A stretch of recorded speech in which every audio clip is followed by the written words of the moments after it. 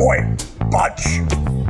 Where there's food and there's resources, we are taught to grab them at that point. So humans, they cannot look out to the future and go, I'm going to look fabulous in 3 months if I just go X calories under for the next 3 months. We don't have that ability. Studies show that once a bird in the hand is worth 1.5 in the bush, we will turn down $150 in 6 months' time in order to take $100 now. And that beats any interest rate ever in the world, unless you're the mafia. Would you take $100 now or $150 in 6 months? How do you answer that? And are you like most other humans? Are you, as a human, really worse than a squirrel at preparing for the future? In this episode of Budge, How to Fudge Being Human, we talked behavioural science of why we're so bad preparing for later in life.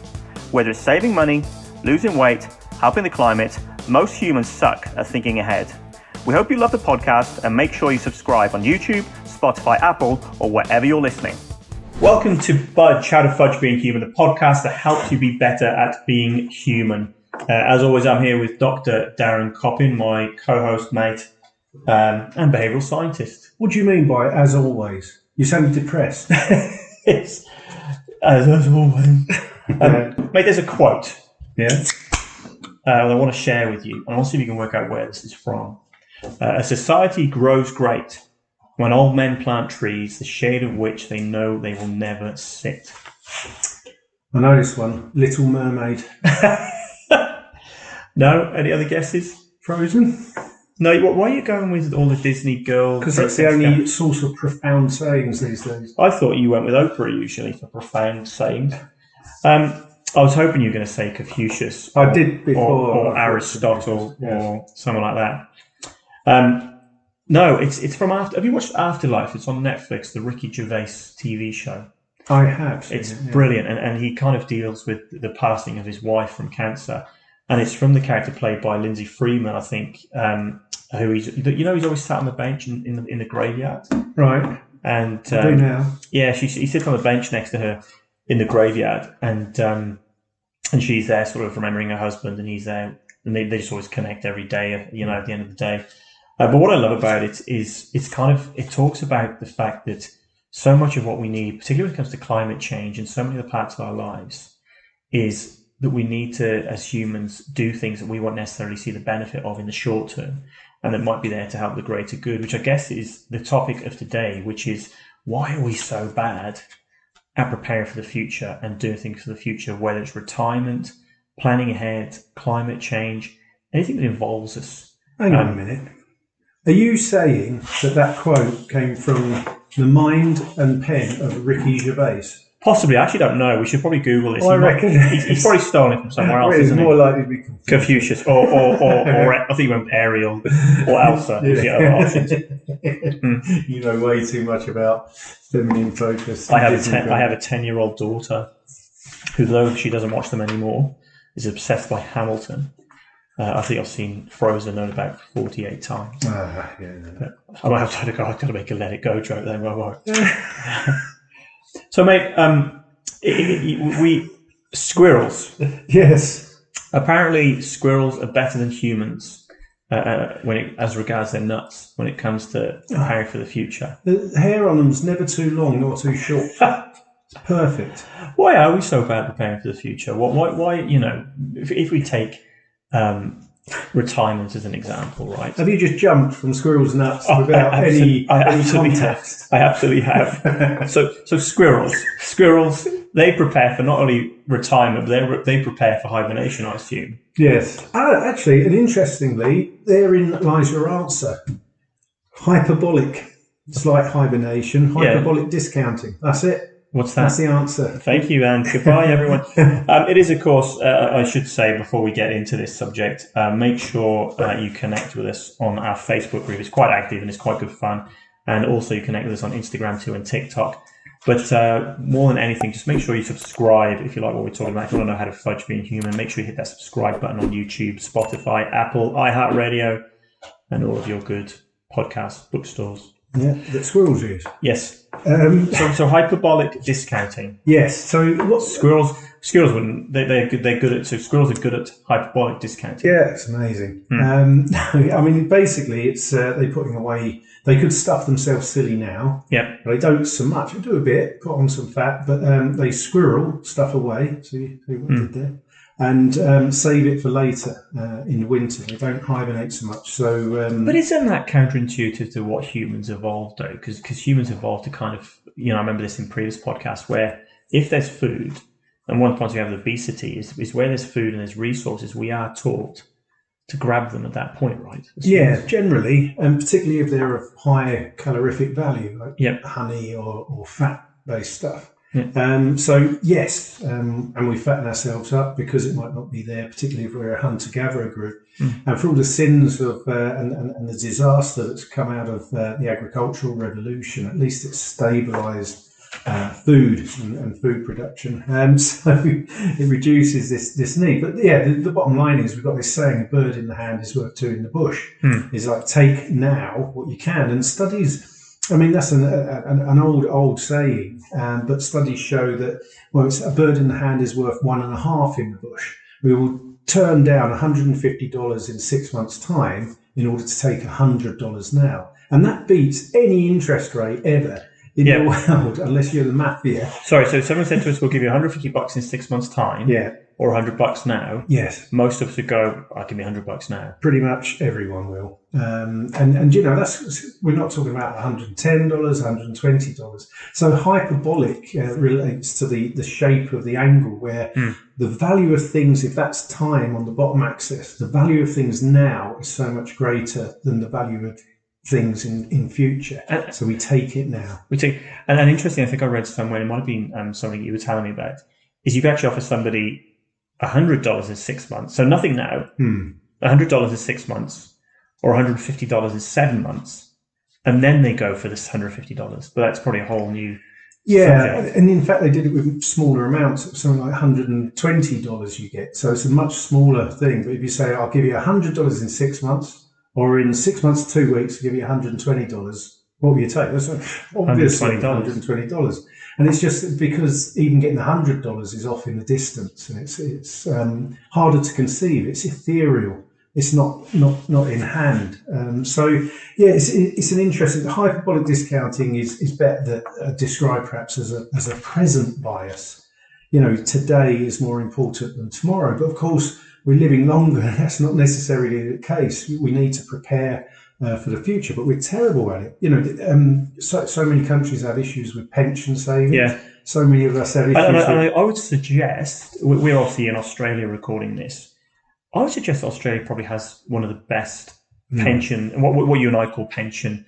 In Australia means something a bit different, actually, but basically your superannuation or your retirement savings. 401k. Most countries would call it retirement something or another. Yes. But Australia has probably one of the most robust retirement systems in the world, whereby every dollar you're paid, the employer has to put, is it 10.5%? Yeah, they've just upped it to 10.5%. But what that's doing is countering our crappiness at looking after ourselves by forcing. It's like a choice architecture technique, a default option where the employer has to pay 10.5% of your salary into a superannuation fund. It'd be interesting, wouldn't it, that if somebody was being paid, instead of being $100 a week, or a day, whatever, a week, you're paid $110.50. Would they put that $10.50 into retirement superannuation? Yeah. Probably not, unless we were actually, I wouldn't, I know what I'm like.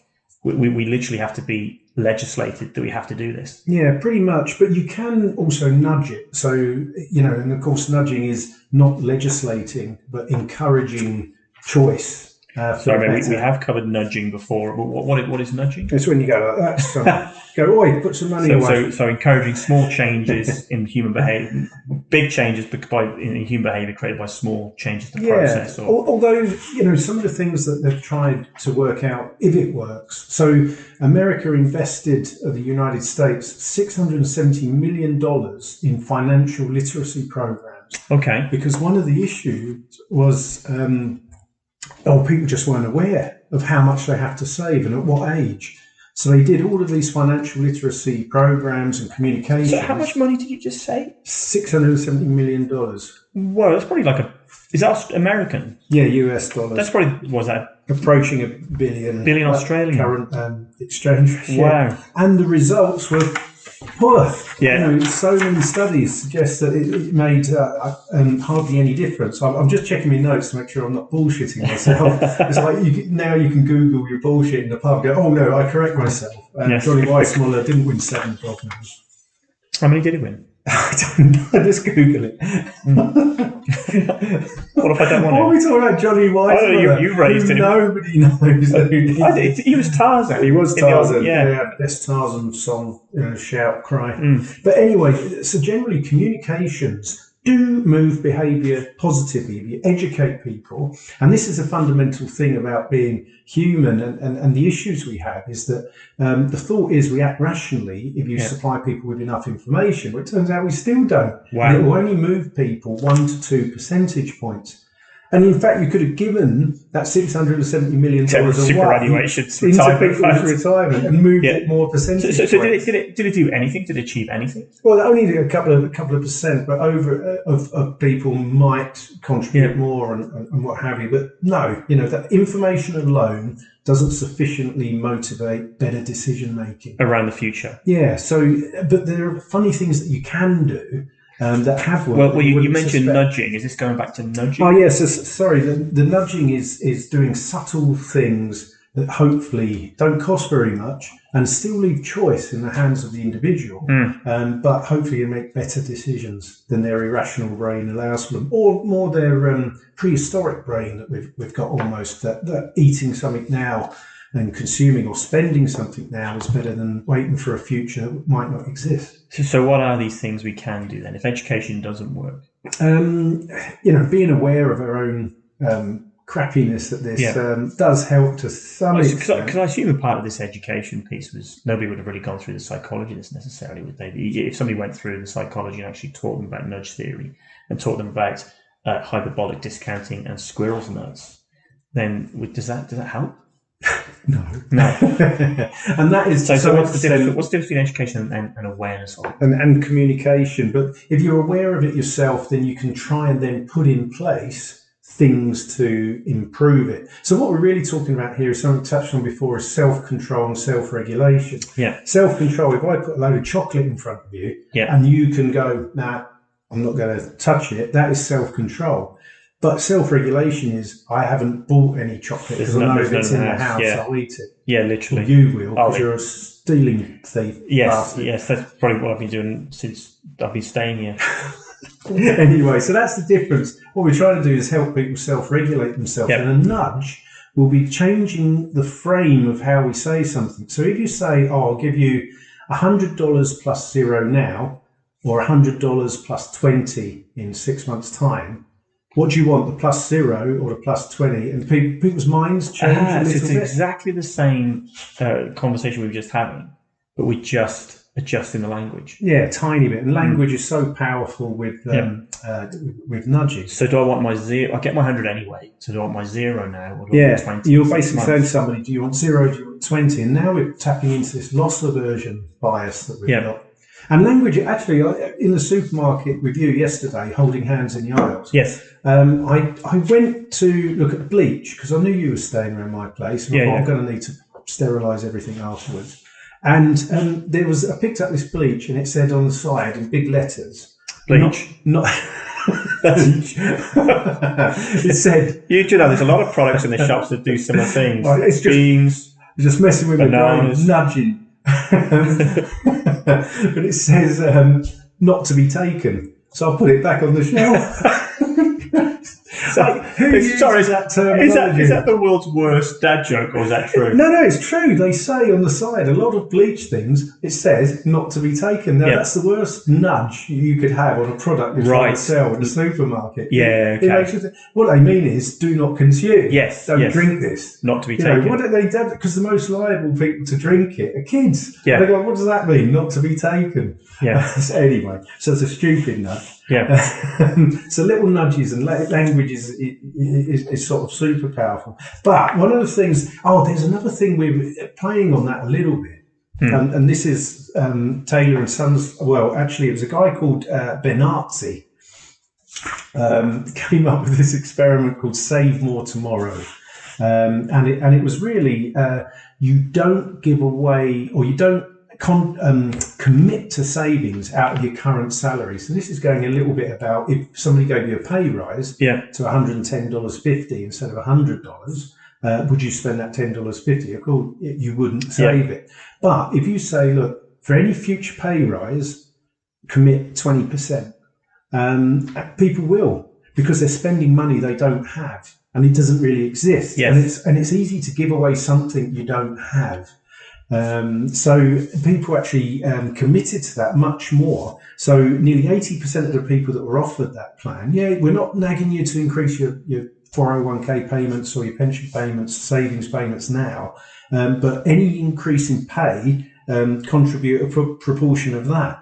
So they remained in it they tracked them for 4 years, and 80% of those that signed up to these pay rises were still in that scheme 4 years later. Okay. But what's most remarkable, but the savings rates for the people on this Save More Tomorrow program, the participants increased from 3.5% average savings over this 40-month period to 13.6%. They were saving, and it's remarkable. That's what's that? 4 times greater, 400% increase. So if we're saying that we communicate with people and you get a 1 to 2% increase by improving their awareness, or give away money you don't currently have but you will have in future, people. So again, so this is literally where the employer was saying, like, a year from now, you usually get X% pay rise. Of that X%, we want you to commit 20% of that into savings. Yeah, for example, 20% is an increased proportion to savings, and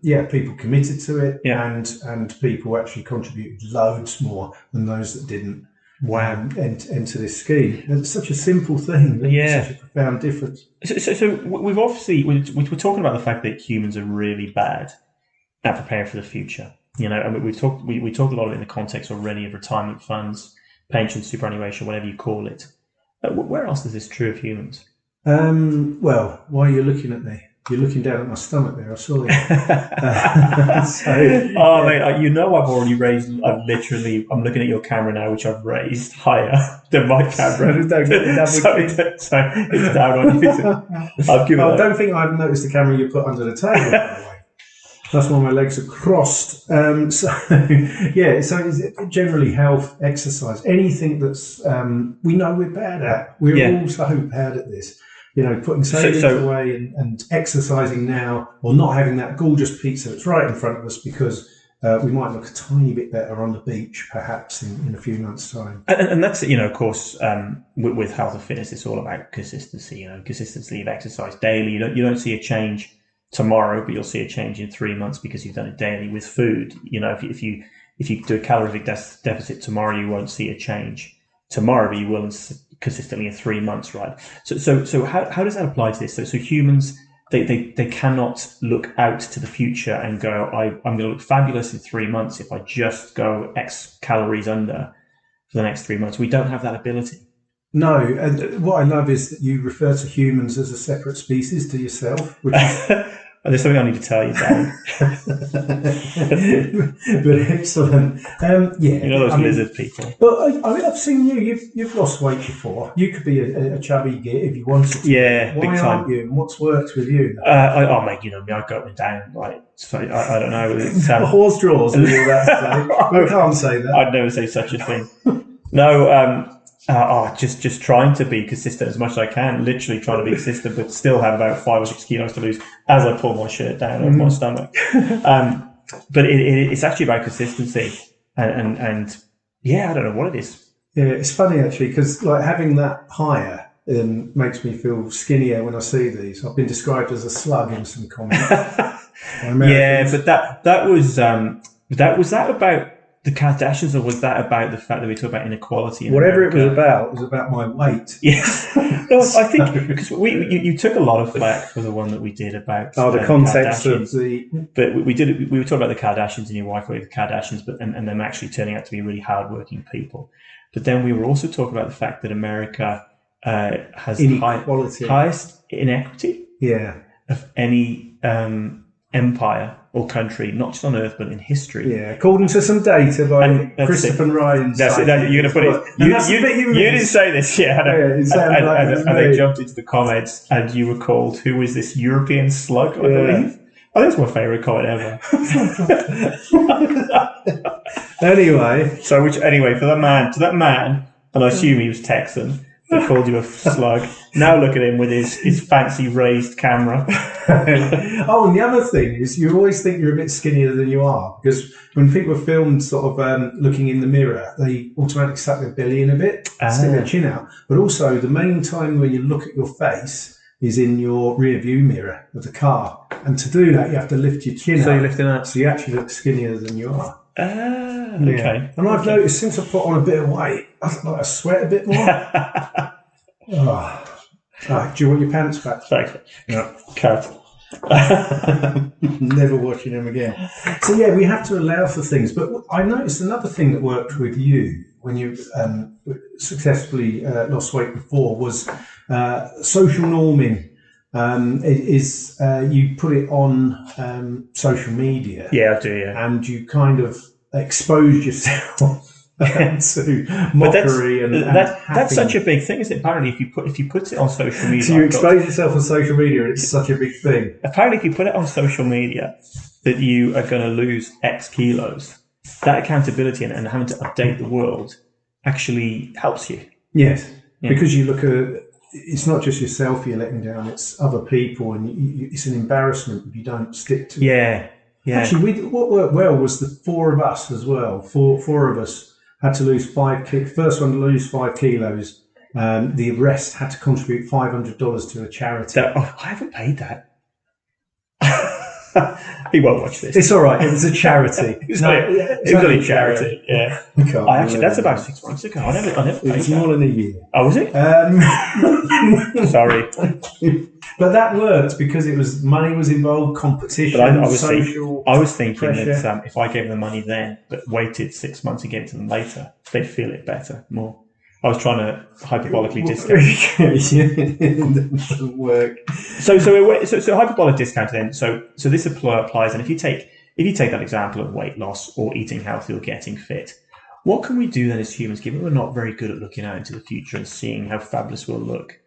So we just eat the chocolate today. What do we do to overcome that? Yeah, but some of the things we just mentioned in terms of, that's a relatively short-term game in 3 months, 6 months, embarrass yourself. But obesity is the thing that's killing more than ever. So there will be people that need to go on a 2 or 3 year journey to lose weight. Yeah, and it's such an extent that fighting obesity, you can do the nudging, you can do the education, but we know it's not going to particularly work. So it has to be legislatively allowed for. Taxation on higher calorie stuff and high sugar things. What works, what doesn't work is that embarrassment, and to fight obesity, it has to be legislatively allowed for with taxation and things like that. So what you're saying is that, and I suppose superannuation goes into that legislative thing, is that there's nothing we can do nudge-wise. We actually have to legislate for this stuff. No, but there are things you can do, but at that scale and this level of emergency, it's actually investment by governments. And governments are one of the worst organisations with present bias, particularly in Western democracies. Now, what is present bias? Well, this is the same as hyperbolic. Same thing. Yeah, because it means that we're worried about the present now, not the future. So a government, if it invests a lot of money today in raising taxes, for example, or forcing supermarkets to tax high fat, high sugar things, it will be unpopular and probably get voted out. So then it won't be able to do it. So, and first and foremost, ministers are trying to retain their jobs. It's funny when I think of that comment, that quote from Afterlife: "A society grows great." Sorry, not Afterlife, Little Mermaid. A society grows great when old men plant trees, the shade of which they will never sit in. It's funny. Trump always comes to mind on that one, and I always think about the fact that that their anti-climate view, that they have no regard for the future. And for some reason, I put it in my context of Trump, because I don't think he has any regard for the long-term future of America in the slightest, or indeed the planet. And we have the same problem in most Western democracies, particularly in Australia, where, of course, you have 3 year terms of government. The UK is 5 year terms. is we don't enable, and it comes from us, the public. We have these politicians who are so scared of losing their jobs, and because of our present bias as humans, we force on them, don't we, to have to always be thinking of 2 or 3 years and getting re-elected, when in reality, we do want our political leaders to be thinking of 10, 15, 30 years down the track. Yeah, I mean, they're the modern equivalent of the elders that are wise, that are preparing for the future for us and helping us, learning from the past. And it's not. It's about getting votes and keeping yourself in a job. I think the average politician is... I think we have to be as accountable to that as them, because we created, particularly with social media these days, we made the situation worse. You did, I didn't. Yeah. But look, there are ways of addressing this that aren't legislative if we can't necessarily trust our governments to do stuff. And one of the things we're terrible at is 15 years in the future. Say you're retiring in 15 years, and I say to you, you need to save $100 a week extra so that you can meet your expected living standard when you retire. It's like 15 years. I can't even imagine, the world in 15 years' time. If I say to you, 15 years ago, what was the best-selling song? What was the best movie? 15 years ago was 2008. The best-selling song movie in 2008. It's been a long time since Avatar, isn't it? It's too close to Avatar? Song? That shuffle. What was it? Oh, what they call it? I don't know, mate. In your house, that was the best-selling song. You bought it 4 times. Yeah, I would have had two 7-year-olds. So it would have been some atrocious, probably by the Wiggles or something. Well, in Britain, we'll use that because 12.8% of our viewership is from Britain. Yeah. It was Hallelujah by Alexandra Burke. Really? So this is when X Factor winners. I was going to say, Hallelujah is that Canadian guy what passed away from. That's an old song. So I don't know why that would be number 1 15 years ago. But Alexandra Burke and Dark Knight. Now, if you think Dark Knight... Was that 15 years ago? Yeah, exactly. I'm doing it now. What you're going to say? That's the whole point. Is that really 15 years ago? So we compress the past. Yeah. And it seems 15 years when we're thinking about the future is so far away. Yeah. If we think about the past, it's like, was that 15 years ago? It was like yesterday. Yeah. But if you'd saved $100 extra a week since then, you'd have $140,000 extra in your pension fund today. So that much, and that's how. Did you do that? Just did it in my head with 7% average interest rate. So $100 or return $100 a month or a week? Pension funds. That was a month. Was that right? Hang on, let me have a look at my notes. I'm very suspicious of your maths. Yes, that's $1,200. Yeah, $100 a month. So it's $1,200 a year. That's $1,200 a year times 15. That's about 16,000. Compound at 7%. I question that. But anyway, what I'm saying is the exercise in this mathematical podcast is that if you make people think of the future, it's distant. If they think of the past, it suddenly gives them a kick up the backside of, oh my God, that's all I'm thinking about. When The Dark Knight came out, if I go forward the same amount of time, that's not that far in the future. That's when I'm retiring. That's when I need to prepare for things. Yeah. Oh God. Also, I think I'm going to have an existential crisis now. Humans are terrible at self-regulating for themselves. Yep. If I said to you, you need to lose weight so that John T lives 15 years longer. John T being my son. Yes. Yeah. And what, to motivate him and inspire him? No, to motivate you and inspire you. Oh no, I have to lose weight. You have to lose the weight to help it. Oh, I see what you mean. Okay, yeah, I'll do it. Absolutely, yeah. But if I say, hang on, John T's one of my 3 kids. John T. Yeah. I will. I do 3 of them. Yeah. We don't talk about Helga in Norway though. Exactly. That was a wild weekend. Yeah, great weekend. But yeah, exactly that. So we're great at, and Michael Tomasello. I actually convinced John T briefly that he had a sister called Helga in Norway. You really did? So I I briefly dated a couple of Norwegians, not at the same time, before their mum. And so it was one of. I did also convince my son at the age of 17, 18 that the Wombles were real. He was going to the UK for the first time since the age of 3. And I showed him the Wombles. These big, hairy, human-sized things that live in Wimbledon. That's it, and to keep an eye out for them. And it was only when my sister literally nearly punched me, said, I can't believe you convinced John T and Effie that Wombles are real. I had to let him in. That's a terrible thing. You'd never get a nation doing that sort of thing with drop bears. Absolutely. Have you ever got any out here on your farm? Loads, right? Yeah. But yeah, so what's interesting is humans are great at self-regulation, doing stuff other people, our altruism. But if it's me self-regulation, we're terrible doing stuff for ourselves.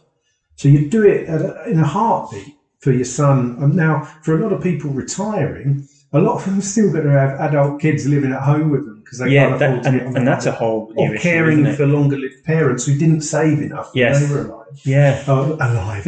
when they were working. Yeah.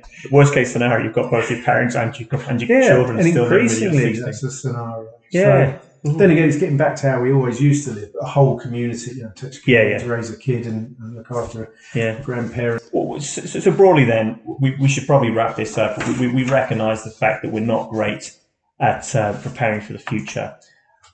What are the major takeaways from this episode? Well, I did want to give you one more example. Far away. When they tested a few of the things we can do to be better for the future. And this was in Africa. Yeah, to answer your question, what can we do?